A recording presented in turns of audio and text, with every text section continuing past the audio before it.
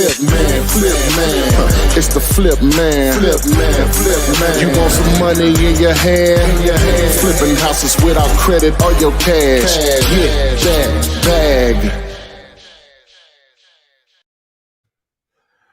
And we're live for show 161. We got the full house here with Adria and Renikia.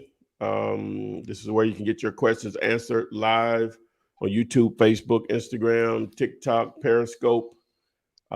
Please like this, share it, and let's go. All right, guys. Thanks again for joining us on this Thursday. It is the 1st of October. So we still have 3 months, October, November, December, to get started. Educating yourself consistently, watching these videos, and you're in the right place. What better place to be than right here with us to ask your questions in regards to wholesaling houses with little to no cash or credit. So we're going to get started. You post your questions, guys. I'm going to go ahead and read the questions, and Renikia and or Ty will answer them. Same format as always. You still have time to hit that like button. And giving a few shout outs, Vanna Williams. Thanks for joining us. Vanna's from Woodbridge, Virginia. Joe M, WCXXS, Jasmine Cam, I see you. Jared Lee, PYT Mickey, and the Investment Brothers. I see you guys on Instagram. And we will also, as Ty mentioned, be taking calls.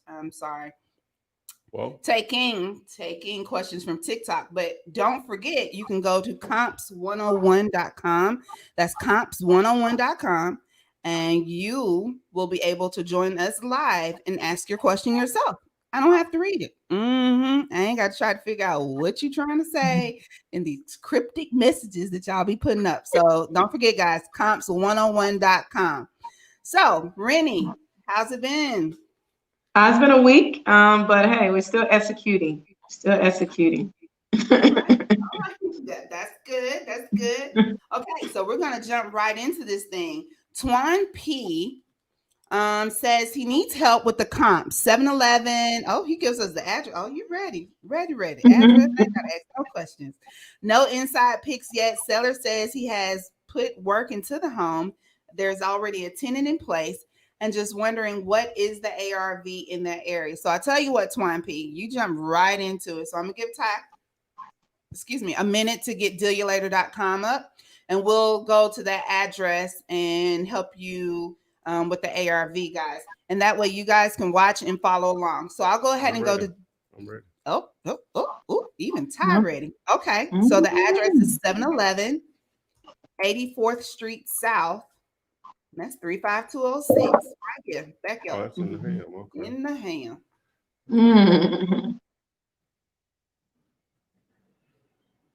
Okay. Okay, so we're at dealulator.com, which is aka PropStream. But guys, you can go there, add this to your tool chest for wholesaling. There's a 5-day subscription free trial period that you can take full advantage of. Then there is a monthly cost, but I'm telling you guys, this is something that you want to add. So Ty, you got that address up? Yeah. So it appears they paid cash for it back in January of this year, $35,000.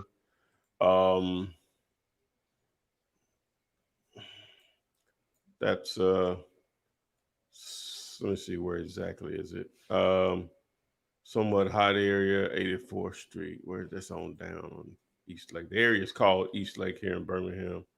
Look like they've done some renovations.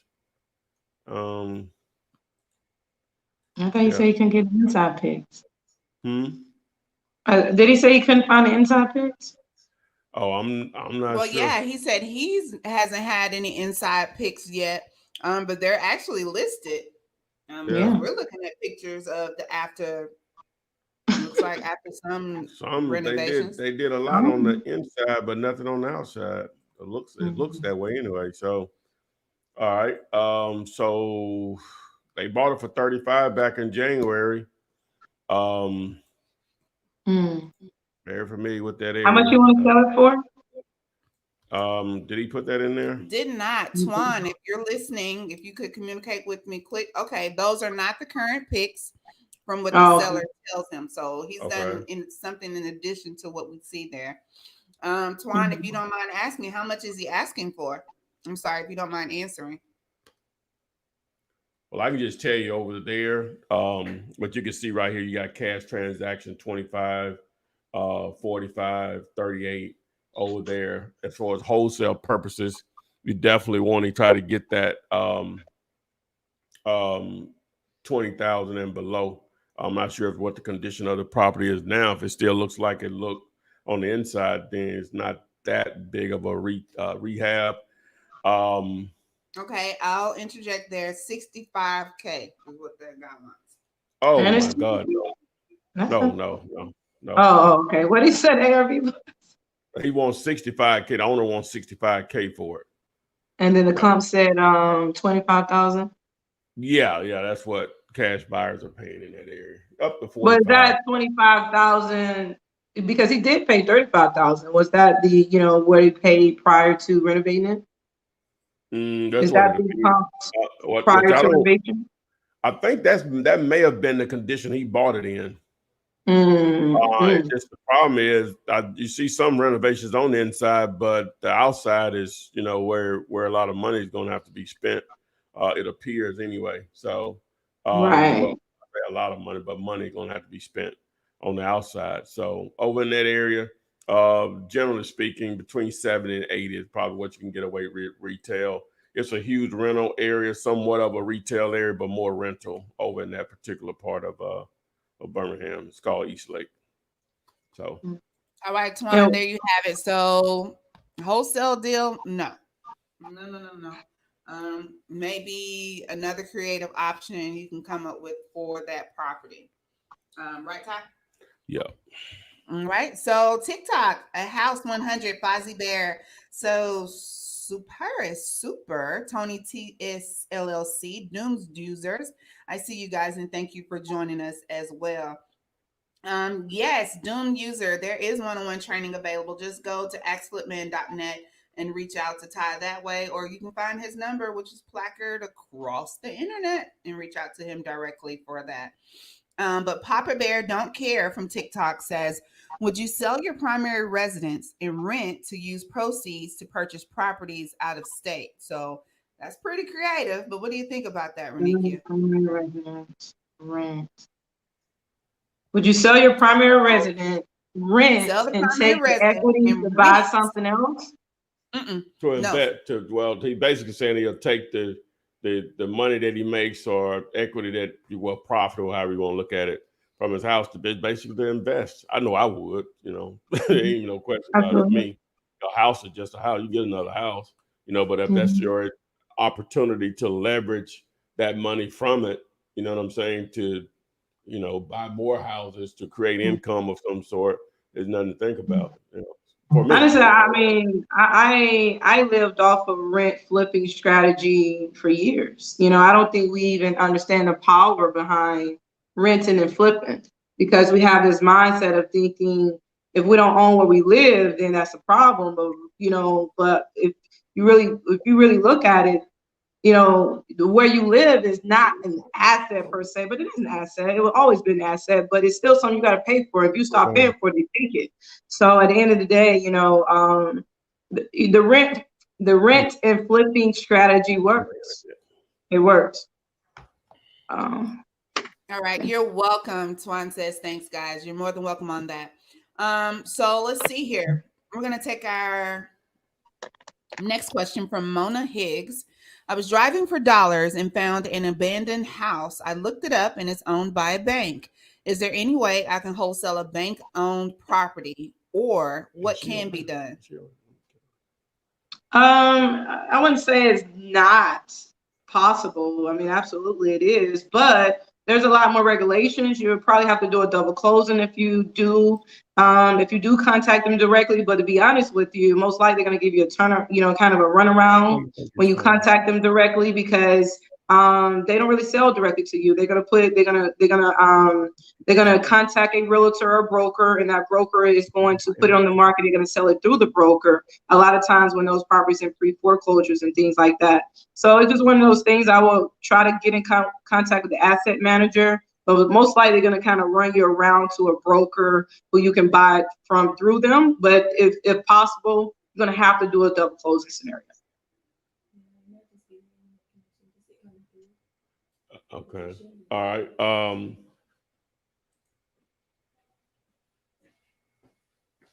All right, I'm sorry, guys. Stepped away just for a second. So WCXXS wants to know, how does the title company know how to give you your cut? Oh, here we go again. Straight to the check. Straight to the check. I think Ty has a really good document he sends over to them. Yeah. I Your called closing. Yeah, I call it a closing detail sheet. Now they can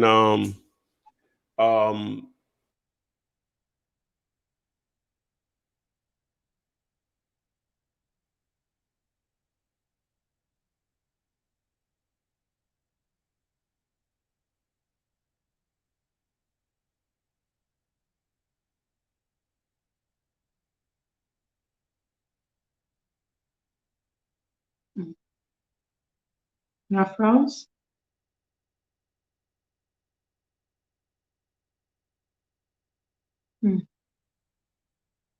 Well,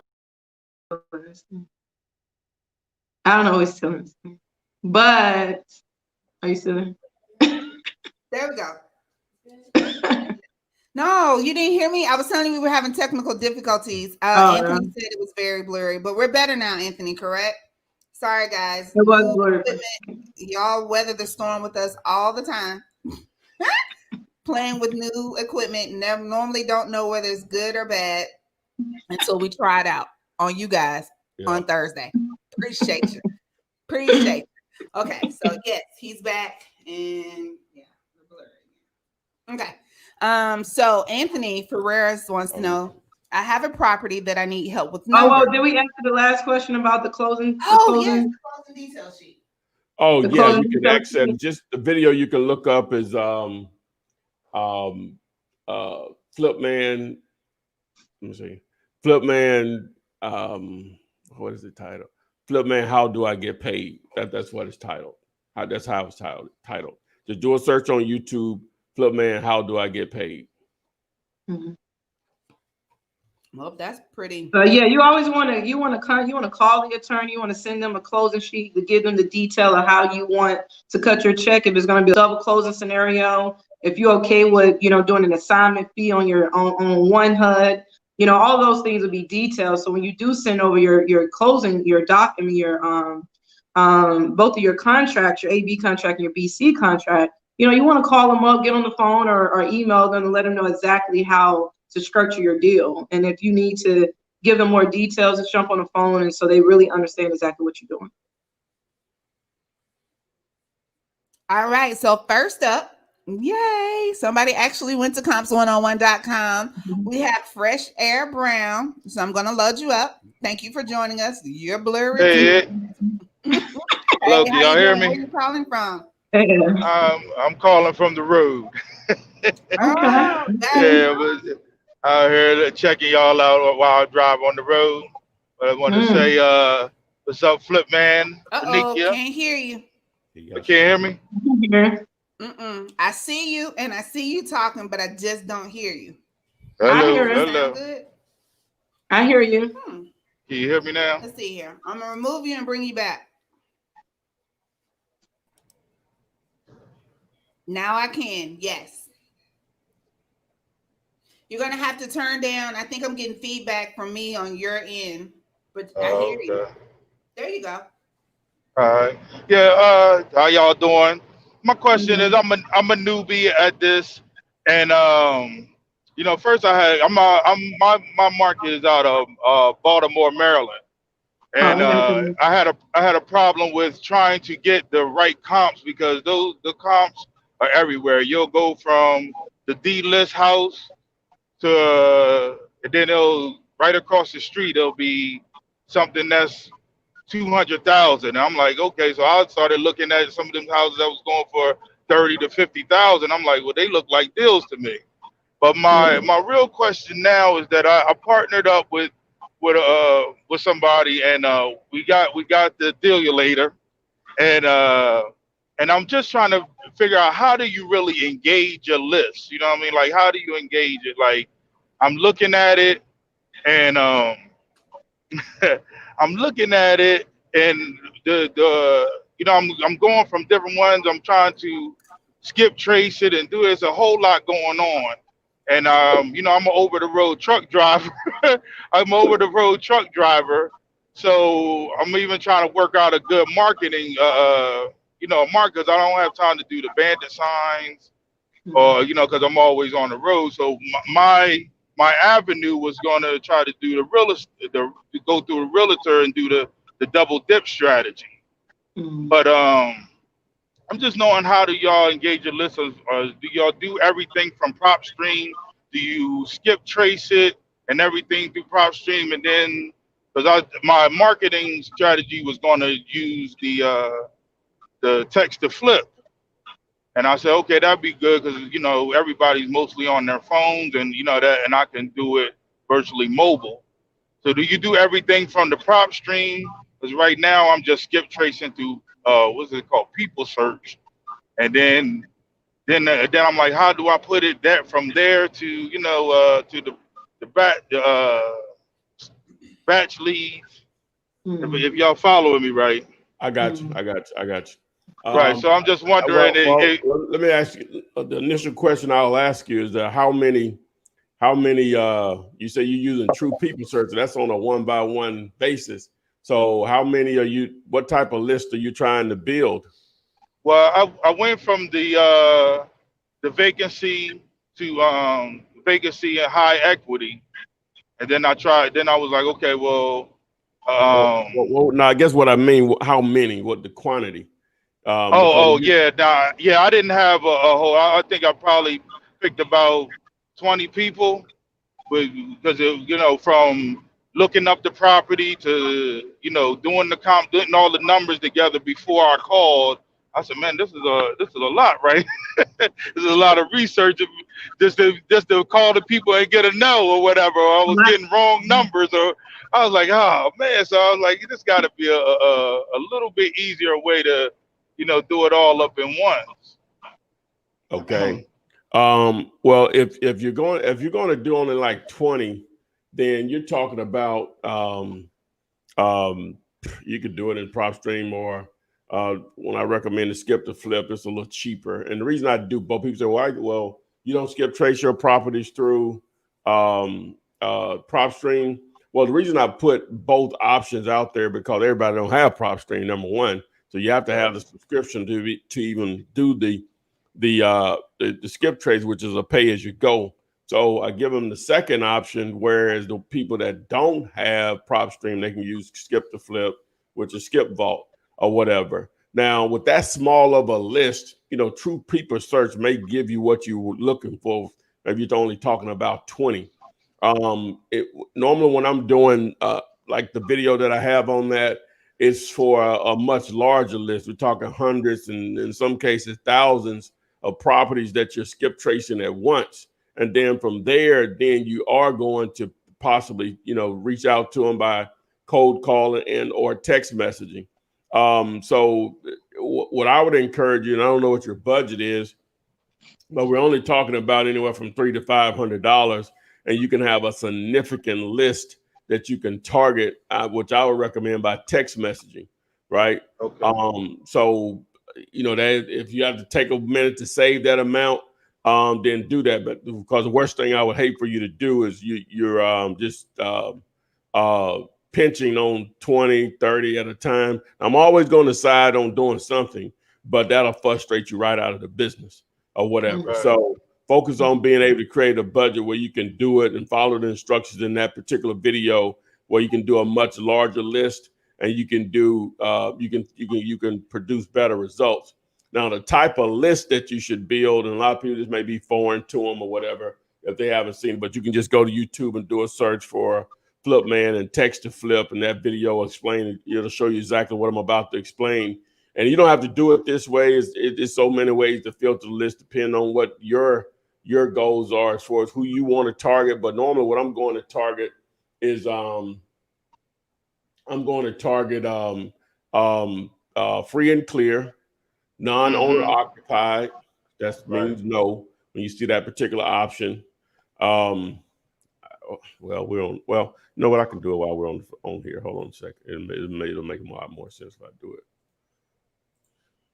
All right. So first, what we have to do is we have to pick a market, right? So I'm just going to pick a couple of zip codes here I know that are populated. I don't know one offhand, but I know it's one No, I got. I'm going to do it from what I know. So I'm going to do these zip codes right here. So I put in 3. You can do up to 6 at one time. So zip code, comma, space, zip code, comma, space, and do it. So it's going to pull the list. So while it's thinking, I can go ahead and filter. So I go here to the filter, and I want to do my quick list choices. So the first thing I'm going to do is free and clear. I want as much equity as possible. That gives me the best chance to possibly get a deal that has money to be made on it. So let me remove this banner and blow this up. Okay. All right. So next I'm going to do, it says owner occupied. I want to say no. I don't care if it's vacant or not. Right. So property characteristics, I'm going to do residential. And then single family, because that's what we're mainly talking about is houses. All right. Then MLS status, I'm going to say no, meaning it's off market. Pre-foreclosure status, I don't care about. Ownership information, I want to do owner type individual. I don't want corporate, mixed, or trust. All right. And then years of ownership. So I'm going to do at least 1 year of ownership, depending on how large, how populated a particular zip code or area you're targeting. You may have to do 5 or maybe even 10 years to get a much smaller list. Now, right now, so it's showing 2,229. Now, if I wanted a much smaller list, I could go in here back to ownership information, and I can do we'll just say out of county owners. And that reduces the list down to 375 or whatever if you wanted that small of a list. Just giving an example. Now, if you're somewhere in Baltimore, you do that, it still may be 10,000, because that's a much larger market. And there's only 3 zip codes here that I'm choosing. But I'm just giving you an example. So we're about 20 minutes into this particular video. So all you have to do is just refer back to this, and you can see the example that I used there. Gotcha. One other thing is, as far as like I know when you have it like the vacant, and you when you're doing it with vacant, that's just like free and clear and all that. You're really not going to find a motivated seller, in my opinion. So I was like even trying to get like a marketing campaign going on, so I have people calling me that are really motivated to want to sell. So I would try to go to the pre-foreclosures, or try to go by the realtor way. Have them pretty much work, because like I said, I mostly be moving around. I have a business already as an owner operator on the truck, so I was just trying to see if I could get them to work and have them pay them both sides of the commission and see how that would work for me. But I think I was watching, because I watch your podcast every week, and I think that thing is kind of frowned upon. It's not frowned upon. It's just harder to really close those deals. Not harder. It's just harder. You got to realize that's public information. So when you're trying to move an MLS deal and you're trying to sell it for higher than what they marketed on MLS, it becomes, you open up, more of a rabbit's hole than you need to. So now the buyer trying to figure out why you overselling them on something that they can buy cheaper on MLS. So it creates those red flags that we try to avoid. So that's why we really deal with the off market, because there's nothing they can Google to find the owner. They can't Google to find someone and try to buy it cheaper. It's off market. So those are the things that you will run into. But one of the great way of doing MLS, if you can get it significantly cheaper than what they marketing it for on MLS, and then if you market out there, because no buyer, in my opinion, is ever going to buy a property without doing some type of due diligence. And part of that due diligence is just Googling the property, and whatever the case may be. When they Google the property, that MLS listing is going to pop up. And that's why, you know, it's harder to move those because of the direct access to the homeowner, direct access to the realtor that's out there, and it's probably priced cheaper than what you're trying to sell it. So. Oh, okay, because there's a lot of distressed properties over there, so I was thinking they might have had some that that they might not have posted or whatever. You know what I'm saying? But So I one was of the just things trying to that you can really. do is take the properties on MLS, skip trace them. I mean, I'm not trying to knock any realtors off. I mean, once they put their stuff on the contract, they, you know, the homeowner almost is obligated to pay them for up to so many months anyway. So one of the things you can do is just try to skip trace them and find them directly, send them a letter, call them up and see if you could strike a deal directly with the homeowner. And that's probably going to be Okay. significantly maybe lower than what they put on MLS. But, you know. All right. Okay. Appreciate All it. right. I'll try that out. I appreciate y'all. All right. No worries. Thank you. And join us next week. I sure will. Y'all take it Bye. easy. Be safe. All right. Ooh, y'all supposed to put me out of work. Charles, you're up. Hey, Charles. Hey, how you guys doing? Good. Where you coming from? New York? Okay, New New York, New York, York. New York. New York Good to see you guys again. Okay, what's your question? So I just had 3 quick questions. Whoa. Go ahead, man.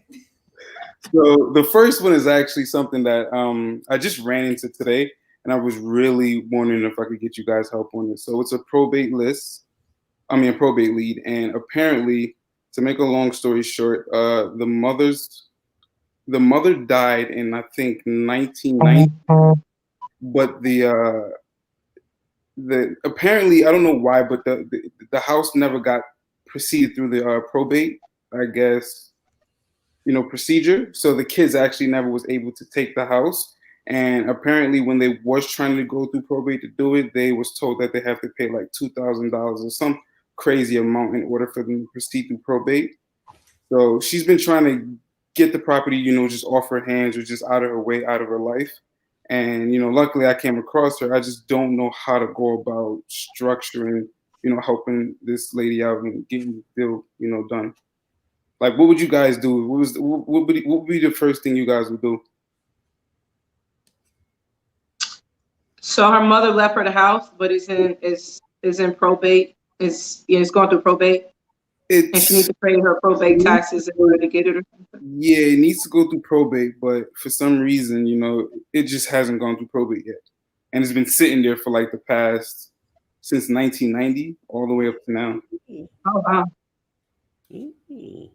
I will call the probate county. I'll go to call or go down to the county, the probate office, and just try to get any information regarding the probate officer or whoever that was working the file and see exactly where they are with it. Obviously, there's some taxes that she haven't paid.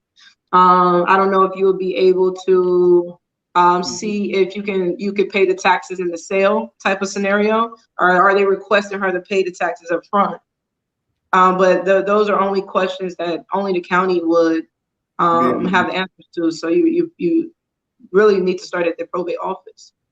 Right, I called them. My only, concerns with that is, since I'm not the homeowner or anything like that, wouldn't they kind of question my concerns as to why I'm down there trying to? Who is the beneficiary? Who's the beneficiary? She is. The daughter? Huh? Yeah, the daughter. The daughter that you talked to? Yeah. Yeah, so y'all call down there together. She don't live in state. She don't live in the town. Y'all call down to the county together. Okay, so just start with that and then go from there. Yeah, they're the only one going to have the answers to what you need to do. If it's still haven't really went through probate since 1990, only the county can tell you what you need to do to buy the property or whatever the case may be. Word that in the system, what the family needs to do to finalize whatever it is that's outstanding. Okay. Only the county would know. Okay. All right, that's perfectly fine. I'll just take care from there. And then, as a matter of fact, I don't need to ask a second one, but the third one, the last one. I remember the last time we spoke, I was talking to you about the approval for the gap funding, and big issue. So to make a long story short, I wound up doing my LLC in a different state, and so I have to redo everything over and get it done in New York. So that's not necessarily an issue. I was just wondering, would this be like an ideal thing that you would do or you would consider doing, using the gap funding? I remember you was telling me and my girlfriend about using it to just buy and flip houses, for the first 18 months. Well, what about, because I was talking to my uncle about it. What about actually using it? So let's just say you buy a property for like $10,000, hypothetically. The house is worth, let's just say $100,000 ARV. You put in $40,000 into the property, and then instead of flipping it, you refinance it for probably 80%, if that's allowed, and then hold the property, and then use the money that you get from the refinance to pay back the the gap funding, and then use that house as like rental. Would that be something considered? That works too. Mm-hmm. That works. Yeah, that's perfect. That works too. Yeah, it works. Cool. It works. Thank you, guys. All right, cool. Thanks for calling in, and make sure you stay with us to finish hearing other people's questions answered. Hit that like button and join us next week. Thank you, Charles. Thank you, guys. Have a good one. Bye. Deborah, hey, shout out from California. I see you. Vicky Omont, this is great stuff. And don't forget, guys, that's comps101.com. That's how they got their questions answered live on their own. Anthony Ferrara, I will get to you. I see your question there. Carl M says, gratitude, Flipman, buying my own 5 acres, closing soon. We're winning. Yes, we all can win. There's plenty enough for everybody to eat. So don't worry about what somebody else is doing, or if they're starting to wholesale, or where you fit into this. It's room for everybody. And Kenya, thank you for giving us a shout out from Houston. Now, Ronnie, I see you there. You're up. Hey, Ronnie. Hey, didn't know if y'all thought I was left out. No, you're here. Where are you calling from? I'm calling from San Antonio. Okay, San Antonio. Okay, what's your question tonight?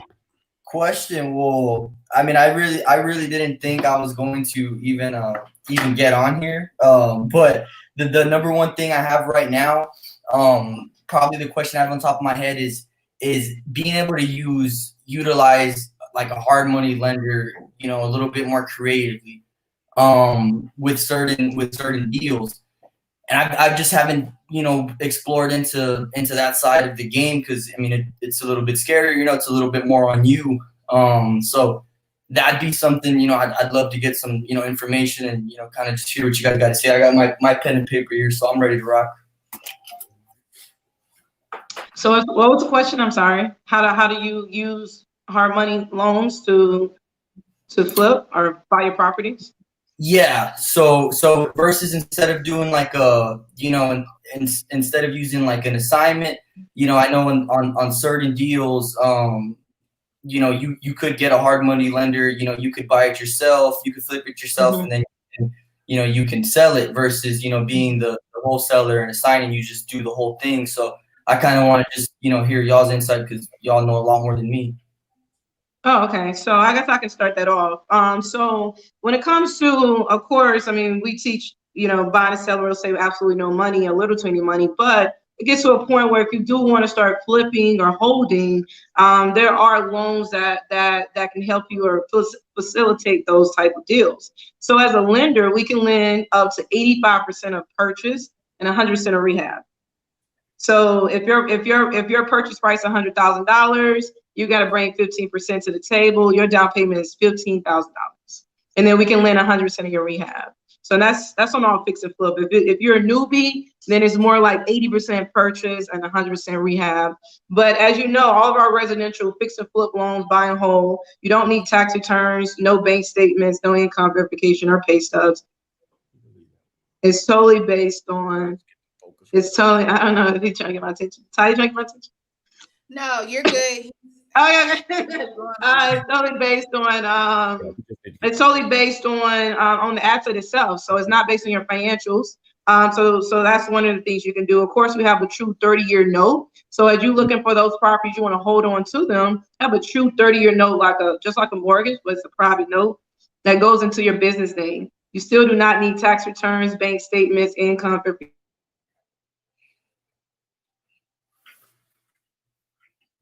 or pay land offers. Can you hear me? I can hear you now. You can hear me? Yeah. Okay. Ty, they'll come back on. They got that new equipment. But so we'll wrap that 30-year. So we can lend up to 75% of the as-is value and wrap a true 30-year note around it. So now you can hold on to it and collect that residual income. Yeah. So It's that simple. as far as well, first of all, I'm just jumping on this. I really don't know, what the topic is you guys are talking about. So I don't want to ask random questions, but what is the topic, we're talking about, so I can kind of, while I have my time, I can kind of just, ask a couple. But no, every Thursday at between 7:30, 8 o'clock p.m. Eastern, it's just a live Q&A session. So if you have any questions regarding wholesaling, fix and flip, real estate as a whole, just come over here and just get your questions answered. So we don't necessarily have any particular topic. It's just live Q&A. Okay. Well, yeah. That's awesome. Thank you guys. What about for CRMs? I mean, what's your CRM that you're using right now? There's a lot of good CRMs. I use Constant Contact and MailChimp. I've been using MailChimp for a long time, but when I first started, I came out, I used an Excel sheet. And I built a lot of my buyers database, seller database, and things like that on an Excel sheet.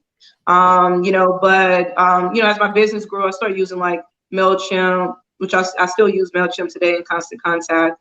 Tommy has some other CRM that he uses. Mm-hmm. Yeah. What have you heard of Really Flow? Yeah, I have. I've actually used that before. Matter of fact, I guess technically I'm still using it. You can't see you, Ty. I see. And what do you think? I'm using it right now. What do you call? What's the name of it? It's I call it Flow, but it's like Really Flow. That's how it's spelled. Like real. REALEFLOW. Real Flow. Mm. Yeah, it's nice. You can build comps and someone else back there. Oh, but you could build like comps and you can do your repair estimators on there. You can have a geo analyzer. There's a lot of stuff you can do, and it's kind of like a CRM, but I don't know. I'm just kind of looking for just new ideas. I'm ready. I'm ready to switch it up. If I have to, just to try and spark a little bit more results. Granted, the times we're in right now, but that's not an excuse to not create my own economy, and that's what I'm trying to do with right now in San Antonio.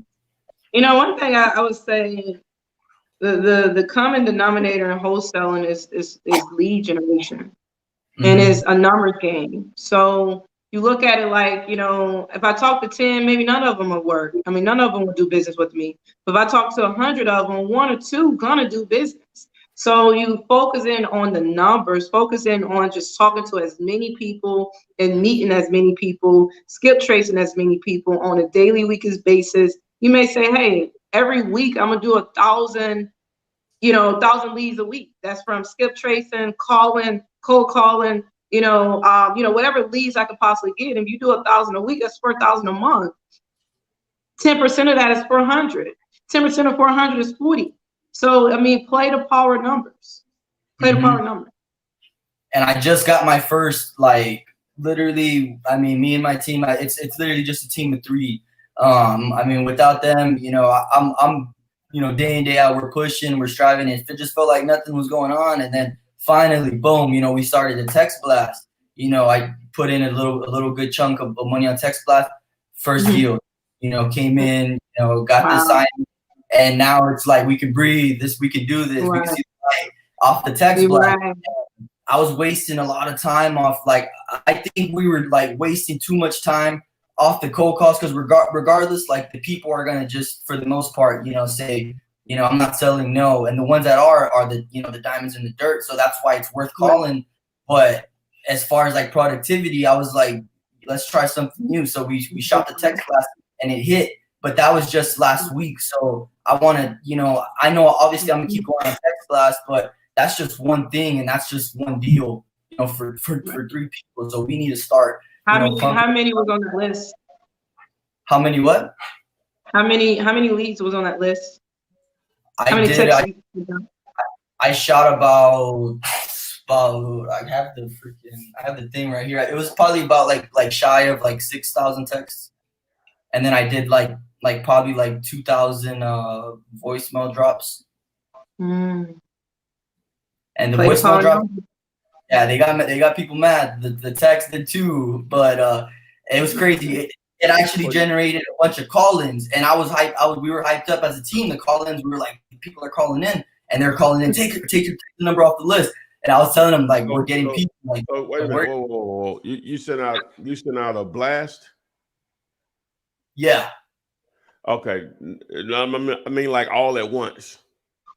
Yeah. Okay. Look up when you get off this call. You can just don't even listen to the rest of this.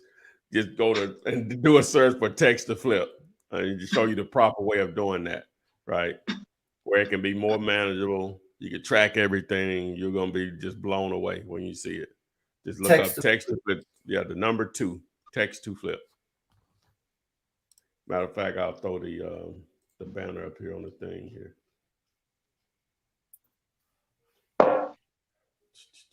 Where is it? Here it is.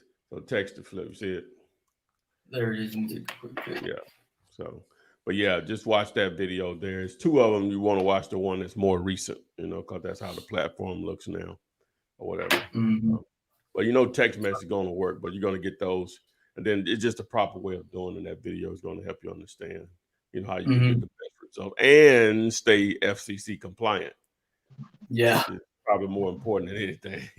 I know that's gonna start getting reported after all that, all the text that calls in. Like, you know, for the most part, 99% of them were take us off. And not even like 0.01%, just one guy, hey, and it was just like everything we wanted. You know, the guy, you know, once it went down to it, I'm like, hey, you know, what's the lowest price you even, you know, considered, you know, letting it go for? And he shot below what I was even gonna offer. And I was like, man, you know, I felt like it was meant to be, but at this point, I don't want to. We don't want to rely on hopes and dreams. You know, it's not the proper way to run a business. Okay. Well, thank you, Ronnie. You made it, and thank you for joining us and asking your question. Hopefully, you'll go visit Text to Flip and watch those 2 videos, and make sure you join us every week on Thursdays, and just continue educating yourself. Okay. Do I get to pop up every Thursday again? Yes, every Thursday. Thank you guys so much. Thank you guys for your time. You guys are awesome. You're welcome. Have a good night, love. Bye-bye. All right. Well, now look here. Ooh, look at that. Okay, so Shaq Smith from Westside Detroit.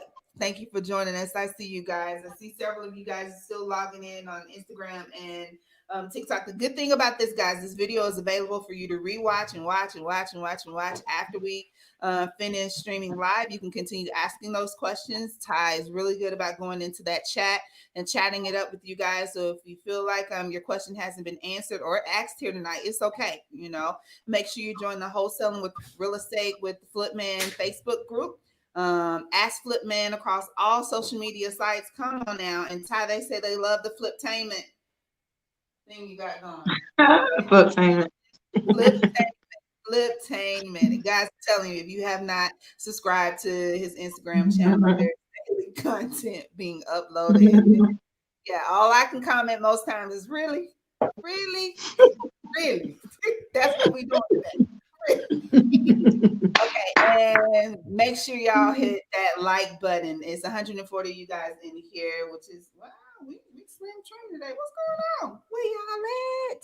Okay, hit that like button and let us know that you're enjoying this free content that could change your life.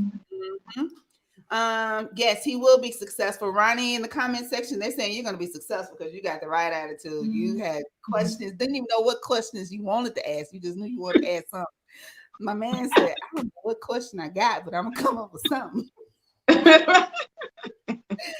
Okay, so Henry Anthony says, once I have the property under contract, can I advertise it as I please? For example, me using a picture to sell it. Now, guys, if you're using that one-page contract that Ty's been using since the beginning of his wholesaling career, that's available to each and every one of you on dealyoulater.com. There is, what number is it that says that you're going to advertise the property? Isn't it in there that gives you permission? Oh, to? I got it. Oh, don't show on the paper. Don't show on the paper. Oh, it's on paper. Wait. Hey. Okay, my bad. Number 9, access, advertising, and repairs by buyer. Seller agree that buyer may advertise property and have access during reasonable hours to show property to others. If the property is vacant and in need of repairs, buyers at their expense may take repairs and improvements, and any improvements made shall become the property of the seller should the buyer default. There you have it. So, Rennie, what are your thoughts? I didn't know it said that. Okay. So, Rennie, advertising the property once it's under contract. So we talk about this sometimes about our savvy buyers. Some care, some don't care. A lot of you guys, I'm just mentioning this, are concerned about people going behind you. So, you know, you see the buyer that sees you have it on listed or advertised for 20 grand more or whatever the case may be. So what is the idea behind advertising properties? It's, you know, I would say, I mean, you got to advertise it. The key is that you want to have some type of buyers list that you can, you know, shoot them that private message, give them that first dibs at it. But of course, you want to put it out there. But, you know, there's some sellers that is savvy and Google some stuff and they see their property out there. They thinking you the cash buyer, you're going to come in and buy, but you out there trying to sell their property. So sometimes, you know, you may run into situations like that, where that seller do know or don't want you to advertise their property, want you to be the one to purchase their property. So, I mean, you got to do what you got to do. You know, you got to put your property out there and advertise it as much as you can. I know when you advertise a property on MLS, you know, that's that red flag that's going to come up when that buyer starts Googling that property. But those private properties, you got to advertise it some type of way. And some sellers are mad or ask you to take it down or ask you to not advertise their property for sale. And if that's the case, you just got to obey. But other than that, you got to do what you got to do to move your property. So, you know, advertise it. Do what you got to do. Do what That's what you got to do. Okay, let's see here on TikTok, the White Spam 67. He says, "Okay, Flip Man, I've been trying to convince my other half to flip houses. Tell me the scoop." Well, first and foremost, you gotta get her here to listen, to watch the videos, and just say, "Hey, you want to live in this house forever? Or you want that big house on the hill?" Ty, what is it that you normally say? Take her to the nicest house. That ask them what type of house they want. Pull up on it. Like, do you ever want to live here? Do you want to live in this house? Tell you how we can get there. We can get there semi. I'm not gonna say quick, but if we're consistent with this thing, we might be there a lot sooner than we think at this 9 to 5. So, what else you got for it? Assuming she understands what you're actually doing, you know, when people hear the term flip houses, they're going to automatically go to what most people know. Which is what you see on HGTV.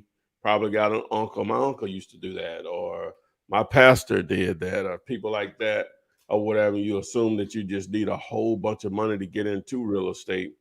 Wholesaling is a form of flipping. It is a form of real estate investing that gives it presents a gateway to being able to get into real estate, understanding how to find great deals, how to be able to capitalize on those great deals, because you do understand the power of this document, right? This piece of paper can make you a whole lot of money. and you're basically controlling a piece of property. You don't own it, but you have a principal interest in the property for the time frame that you and the seller agreed upon, and someone will buy your contract. They will buy you out of the deal. That's basically how you would explain it to your spouse or whoever, is that you're finding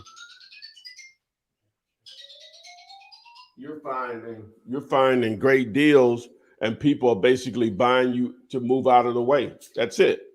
You're finding great deals, and people are buying you to move out of the way, and they will pay you handsomely for it, more than what most people are used to in lump sums, right? And you can repeat that process over and over again. So if you want to move forward into some other form of real estate, whether it's rentals or actually buy, fix, and flip, or commercial or whatever, the opportunities are now there available for that to happen, because you've built the capital, right? A lot of times you've built your credit to go along with that to be able to execute that. So I don't know, may not be watching this right now. Go about 48, and I think I talked about 2 minutes now. Start about 48-minute mark at this particular video, and hopefully I'm speaking directly to her. If I knew her name, I would call it out or whatever. So, but give your man a chance to change the situation, baby. I don't know what y'all been through. I don't know your story or whatever, but hey. Who is he talking to? Give him a little push. Well, I think she want to flip and he don't want to flip. Oh, I got it backwards. I think that's what I heard.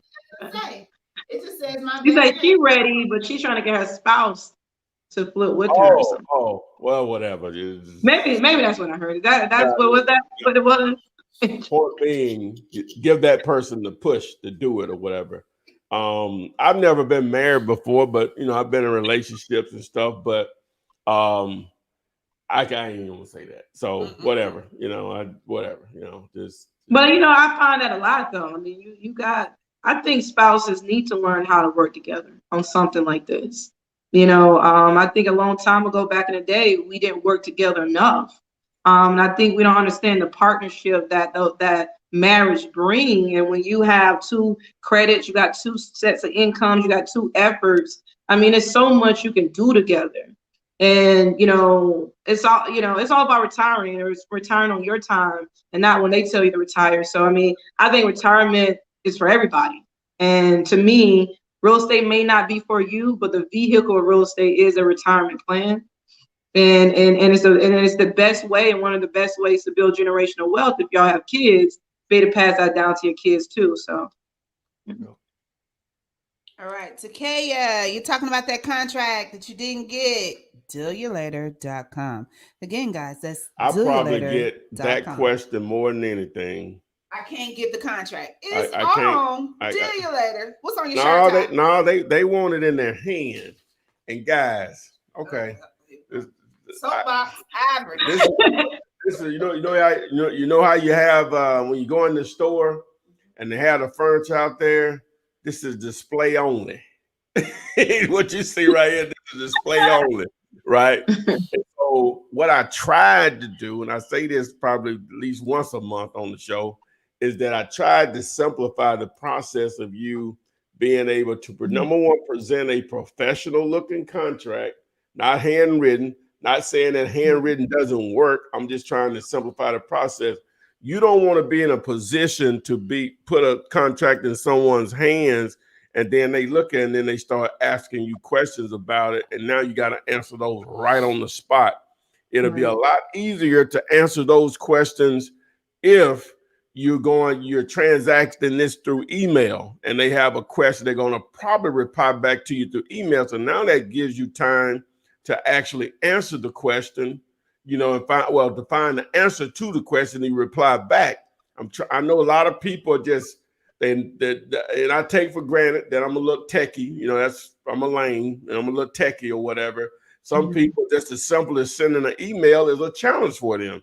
I get it, but I can guarantee you someone that can do it, right? And it's not going to hurt you to learn it. It's only going to benefit you. It's only going to benefit. I didn't. 2020. Huh? I said we in 2020. It just really don't. I talked to a guy today. I talked to a man today, calling about one. He saw one of my signs. Cheap houses for sale. I got my website on there. He said, "Where your houses at?" So my first response is going to always be, "What's your email address?" No, go to my website, dogcheap.com, right? And so he said, I don't do the internet like that. I said, that's fine. I said, well, I asked him, I said, well, you buying a house to live in? Well, he asked me, he said, what's the cheapest house you got? So I told him, and I said, you buying a house to live in or as a rental? I mean, as an investment. He said, well, actually both. Normally when they say that, they ain't got no money. So you know what you're trying to do if you got that money, huh? So anyway, but I was going to work with them. I would just start giving them out addresses at that point or whatever. But my point is, man, It's with phones, it's impossible to not have the internet. Every phone has the internet. So wait a minute. You know what? You say that. I talked to this guy. He was trying to buy my little ebook or whatever. And I said, well, I could text you the link to paper. He say, I got an Obama phone. I said, what does that mean? Oh, hell, I don't know what that means. He said, it don't have. Is he 62 and older? Was he 65 and older? He said he was. He didn't tell me how old. He said he was. What's the word? He's a senior citizen. That's the word. That's what he said. 60. I expect that out of senior citizens. Okay. Which is what, 62, 65 and older? Yeah. 60. I think 69. And so anyway, so whatever. But they the one with the money too, though. So yeah, but the point is, I was just saying, you get the contract. Just go to dealulator.com. You can fill it out there. And once you fill it out, you can now download it and print it. And now, if you say, well, I don't know the price yet, we had to negotiate the price, and I want to take it with me, well, just fill out everything except the price. And then you write it in. Whatever. So, but again, I thought I was helping people, but that's good. That's the only way you really can get it. I'm just telling you, this is only display only that I'm showing here. It's only display only. I did a TikTok earlier. And that girl said, you got a contract? I said, yeah, I got one in the car somewhere. You know what I'm saying? Only time I've ever brought a contract to anyone was when I was dealing with someone older. Yeah. The only time. Yeah. So anyway. Because a lot of times they don't understand all that. It's easier for you to just pull up on them with the contract, have them sign, get them piece and paper, give them a pen. But I was trying to help, man. So I guess it worked. I mean, honestly, you want to DocuSign that. You don't want to take the time out to print out a contract, and you don't want to do all that. You want to DocuSign it, send it to them, DocuSign. It comes back to you. Y'all in the contract. Everybody ready to move forward. Keep it simple for yourself. All right, guys. We're off of the ivory box now. Monica, you need to come back. I see you walked away. Monica is not next. Tobias is. Okay. Oh, no, you're not next, Monica. Wait. You're not next. I'm sorry. Go on, do what you're doing. Who got this? Monica, don't take a potty break. Monica in the kitchen cooking. Okay, guys, I'm sorry. We can see people before I actually put them on the screen. I can see them talking. Tobias, you and my little man there. Thank you for joining us. How you doing? I'm good. A little man got to go upstairs. He got kindergarten in the morning on Zoom. Oh, that's right. It's 9 o'clock. You got to go to bed. Yeah. Where you come from? Well, I'm calling from Durham, North Carolina. Okay. Mm-hmm. Durham, North Carolina. All right. What's your question? Well, how do I get contracted properties off Zillow? That's my first question. And then 2, how, like, for big properties, because a lot of the properties I have, because I'm in a non-gentrifying area, if that makes sense. They gentrified at first, and then the art scene came, and a lot of us moved here from Atlanta or Virginia, different places, so we're bringing our entertainment money and restarting the art scene here. And like a contract I have now, it's a wonderful 3-bedroom, 2-bath house, but it's sitting on 7 buildable acres. But like his great grandchild put it on Zillow like 5 years ago, and so now that's like messing up my deals. You said, how do you take it off? Yeah, How you get property taken off Zillow? I mean, if the property didn't sell, it's not a comp. It's only a comp. Someone listed, you know, that's not really a comp. I mean, you know, you see it, you pay attention to listed properties, but that's not a comp. A comp is only properties that have sold, you know, within the last, within the last 3 to 6 months. No. Within the last, the property that I have contracted on Zillow from the great grandchild of the owner, from like, it's been up to like 700 days, and I want to know, how do you get it off? You mean you have to ask them to take it down? You mean it's for sale on Zillow? Yeah, they still have it listed because the great grandchild did it, but then like 3 years ago, forgot the email. Zillow won't take it down unless the owner does it, and it's making my contract $15,000 less, basically. Do you know how to reach that individual? Say it again, sir. You know how to reach that individual, the grandson or whoever it is? No, actually, I've tried to get in touch with him, and the owner and the great grandchild fell out. Unfortunately, she married one of us, and so he's not talking to her. And so, Shit happens. Yeah, so he's like, whatever. Yeah. He didn't want that. He didn't want that land to get passed down to. Yeah, he ain't. But it's about to get wholesale, and I got to Halloween, and I got. But can you contact her? I could try to figure out who she is. He won't tell me. I'll figure it out though. I can skip trades to go downtown or something. But there's no phone number listed with that listing? No. Oh, that's interesting. Wow. Yeah, normally on Zillow, those listings expire, but I guess they got glitches in it. So normally they'll expire and they'll just automatically just drop off themselves after a certain time frame. At least that's my experience. I've even reached out to Zillow and typed it up, and they're like, only the owner, the person who actually put it up there, all those been up there listed for literally 600 and something days. Yeah. But what you can play on is that was listed 600 some days. Property's already appreciated. That was over 2-3 years ago. So what you were trying to sell it 2 or 3 years ago, there's appreciation over time, and this is a new price today. Yeah, so they should be going by what the comps are anyway, unless they just really overpriced it or whatever. Whatever price they put on there, and as long as there's no one to reach, I wouldn't even worry about it. Normally the reason that Zillow, the main reason I don't fool with stuff that's already listed is because you got individuals that can be reached, either the agent and or the owner or whatever. Right. So there's no one to reach or whatever. So. Yeah, that was my mistake. I happened to be driving, leaving a PTA meeting actually, and I saw this wonderful home for sale by older guy cutting his grass. I pulled over the car. I went and talked to him, and the comps in the area between like basically, depending on your land, you got between 780 to 900, and he's selling his home and all the 7 acres on it, and I got it listed for 405. 405, wow. And it's a very prestigious private area in Durham, North Carolina, right beside Duke University, golf course, right? Well, how much is the build out to meet the ARV? I didn't hear you say it again.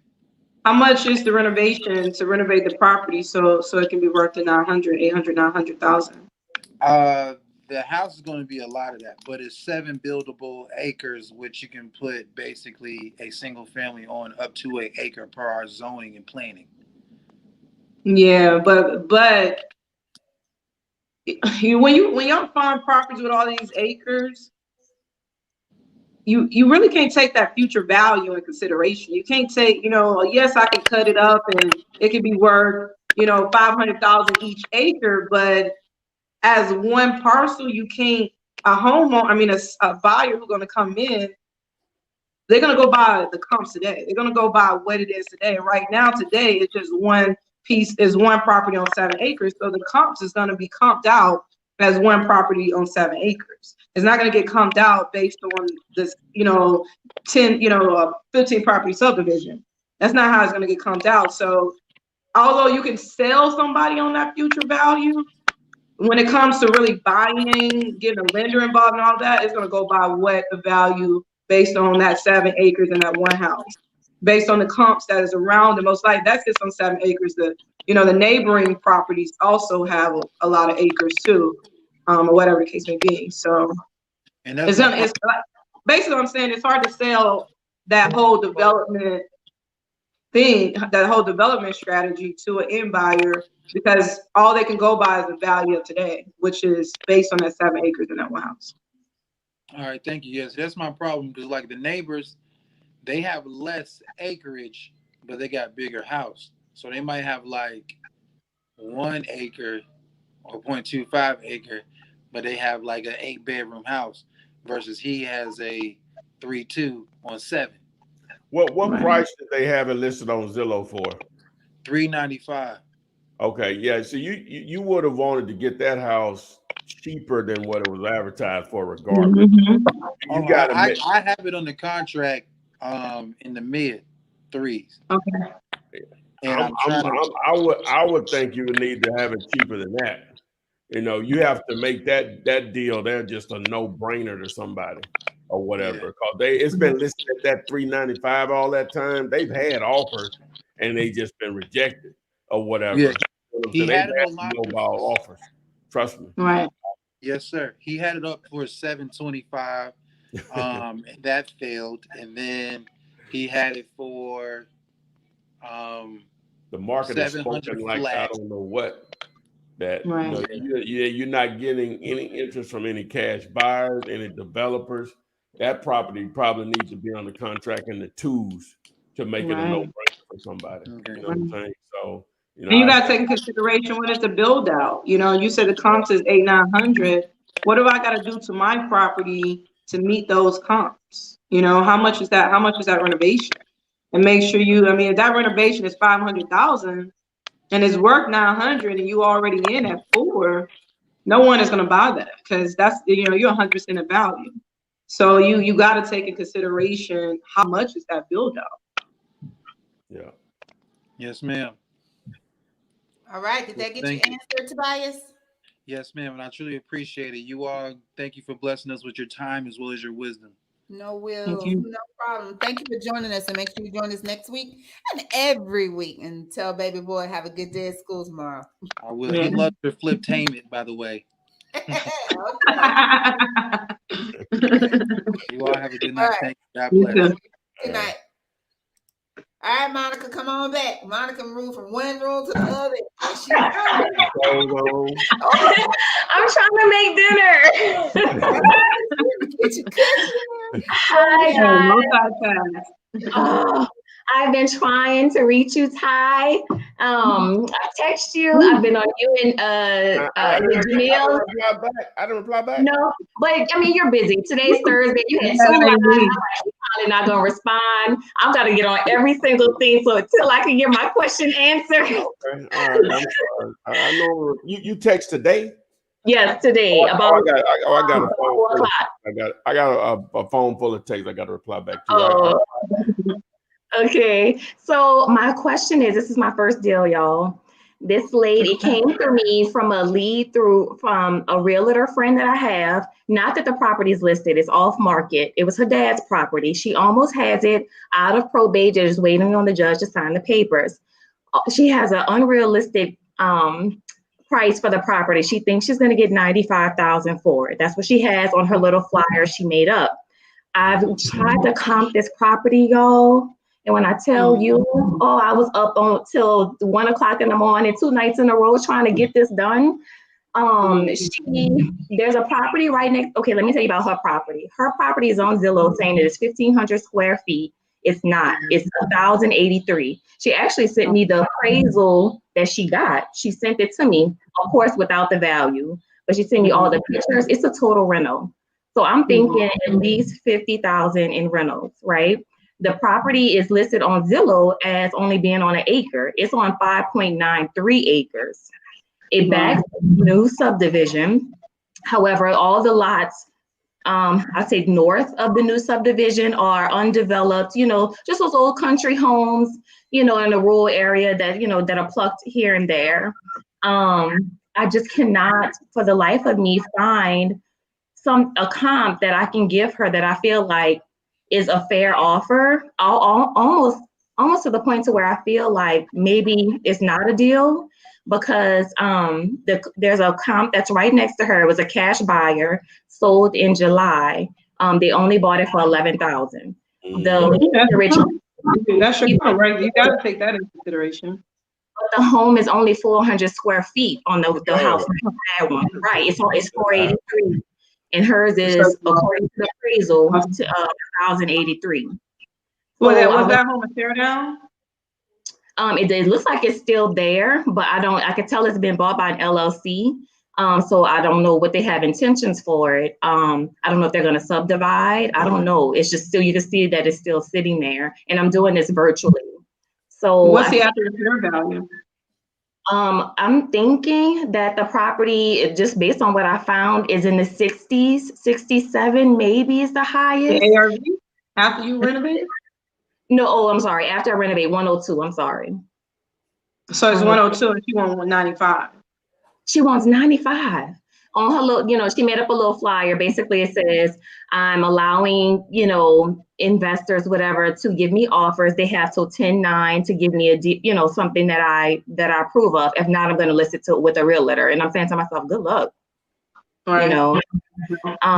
So, but it's my first deal, so my first lead.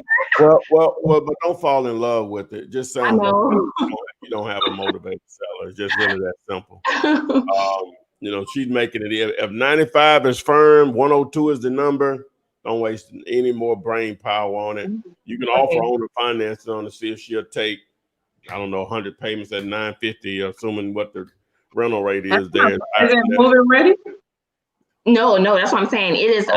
She sent me the pictures from the appraisal. There's holes. There is people are using it as a dumping ground now, putting tires and concrete on her land. No. La Land. They call that La Land. Yeah, that's just move on. At least 20,000 and rehab. Thank your friend for her efforts. Okay. And just tell her, I want to contact sell it at 35,000. Give her your bottom line, because at the end of the day, the market dictates what your market. That's why I call it market value. The market's going to dictate what your value is, because no one is going to overpay based on the comps. So the market determines what your value is. You can want 95,000, but if I can pull 5 comps in your same subdivision at 11,000, 20,000, and 30,000, that's your value. Okay. So yeah. Okay. And then so closing it with her, just give her my number, because I was thinking like 10. And then if she says no, just thank her for her time. That's it. Tell her after looking after careful, research and consideration, this is what I can offer based on the comps in your subdivision. I give her facts. These are your comps. These are what's going on in your subdivision. This one sold for $11,000. Is 4, but I'm sure there's another one in there somewhere that probably sold for 30,000. That is probably close to that $1,000. Yeah. Okay. Thank y'all so much. I appreciate y'all. Thank you, Ty. I did all your TikToks. That's wow. All right. Y'all have a good night. Monica, you didn't tell us where you're from. Where you calling from? I'm in Dallas, but I'm from New Orleans. All right, because everybody in the chat says where's the property, New Orleans? What's that? What'd you say? I'm sorry. No, I asked, was the property in New Orleans? Oh, it's in Louisiana. No, it's in BR. Okay. Yeah, everybody was like, yeah, she's from New Orleans. You can hear it. I hide it, but it come out all the time. Oh, that's it right there. There you go. Just say baby. I love your baby. All right, baby. All right, y'all too. Bye. I love it. Love it. Yeah, you picked up on that like real easy. You can't knock that Creole accent out at all. Yeah. Yo, New Orleans and New York has very distinct accents. very distinct. No matter where you go, you're right. Yep, know where you from. Yeah. So I remember I went to New Orleans. One of the 2 times I've ever been down there, and went in the gas station. I asked chick. I said, I asked her. I think I asked. I said, "Where's your restroom?" Like that or whatever. So when I came out, she was like, "Where are you from?" She said, "You talk so funny." I said, "Huh?" Wow. Right, exactly. They over there with a whole accent that nobody in the United States have. Like, And I was like, "Huh?" Oh my God. okay, so love. Okay, so I see a lot of you guys still have questions. So let me tell you this. Keep posting the questions. Okay. It goes into the chat. Time goes back. Actually, that's different. That's different. But You could comment on any of my videos, and we answer those on a daily. But I answer them on a daily basis or whatever. So, let me just say this right now. There's just so much. They sit here and read them to me, and I tell them what to say. So, but I'm answering them. I might not be physically typing a lot of it, but I'm telling them what to say or whatever. So, delegation. Oh yeah. So anyway, so if you got questions beyond this show here or anytime, any of my videos, it doesn't have to be a live Flippinar or anything. Some people get confused about that. On any of the 500 plus videos that I have here on YouTube, we answer those questions on a daily basis. So we try to, number one, answer your question, but also to help others because most people have the same question. So feel free to ask those questions. Okay, and Deshaun Manice, this is easy. I'm sorry, would love to learn this. Yeah, easy stepping stone. The 500 plus videos on YouTube, joining us on Thursday, joining those groups, going to your REI meetings in your local city, partnering with other wholesalers in your area. Lots of ways to go about this. It doesn't, I'm not going to say it doesn't because Natasha says this seems so hard to do. Let me address that. There we go. Anything worth having in most cases is hard to do. Right. Is. That's why everybody don't succeed. Now, there's other businesses that I've tried that I didn't succeed at or whatever. Now, the only difference with this, in my opinion, is if you educate yourself on this stuff, but you got to take action because the education will be worthless if you don't. You're walking around and 99% of what most people don't know. Whenever you're in that position, you have some valuable skills that you can make a lot of money from. But just simplify it. Don't confuse simplification with being easy. Is that it starts with generating daily leads. Ask yourself, what am I doing to talk to 3 to 5 sellers per day that actually want to sell a piece of real estate? That's why we talk about bandit signs, direct mail, text message, cold calling, driving for dollars, other wholesalers, Google ads, Facebook ads, all that stuff, direct mail. That's why we talk about all of that stuff, is because we try to make it easier on generating leads. And we're only talking about a few $100s. Now, you could do this literally with no money, but it's harder doing it that way or whatever. So once you find a great deal and you place it on the contract, you have something very valuable that people will pay you handsomely for. So again, the support is here. My videos can be confusing. I know that because they're all over the place. They're not in any certain order. But the thing about it, a lot of people want to cherry pick the title, but in reality, if you just lock in and say, I'm gonna watch 3 videos, I don't care what the titles are, I always got to tell you something that you're gonna probably need to know just to explain that title, regardless of what you think you know about it or whatever. Some people, you don't have to watch all 500. That's ridiculous. I'm not even gonna sit in. And for some people, they can watch 10 of them and they got it. Some people that may be 30. Some people that may be 100. Some people, you know what I'm saying? So, but it's not, you won't have to watch all 100 of them. Trust me, you won't. And again, we answer the questions in the comment section, daily. So it's here if you want it. You know, I'm no smarter than you are. I'm just somebody that probably just take action faster than some. You know, that's the only difference. And so, but again, expect that it's hard, but you can become an expert just on my channel, not even including what the other people put out there, which I'm sure some good stuff out there, but I think I have more content out there for free than anybody or whatever right now. So, yeah, so that's. And I would just say, success is disguised in hard work. I don't know anyone who's successful that didn't work hard to get there. So I think it's very important us to understand, no matter what we do in life, if we want to be successful at something, there's a lot of work that has to go into your day-to-day mindset, your day-to-day operations, and what you need to do on a day-to-day. So it's just, you know, everything is hard when you first start. The key is the journey gets a lot easier as you continue to educate yourself, and the more experience you have, the journey gets a lot easier. But success is hard work. No matter if you're doing real estate, you're starting a business, whatever it is. You know, I've seen this meme: 9 to 5 is hard, working a 9 to 5 is hard, starting a business is hard. Choose your heart. But one of them give you 10 times more value at the end of the day. So. Ooh, what a gem she just gave you guys. We're gonna end it on that one. Anthony Ferrara is right. Ty's TikTok is lit. All Cyprian, Ty's Cash App is on the screen. Guys, we'll be hey, they asked. Ty's panhandling. Yes, no. We appreciate every one of you joining us tonight. We're about to end this thing. Make sure you come back and go to YouTube and watch the video and keep asking those questions. Success is disguised in hard work. Those are the words of the day. We'll see you guys on the flip side.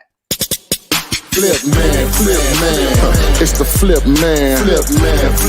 You want some money in your hand?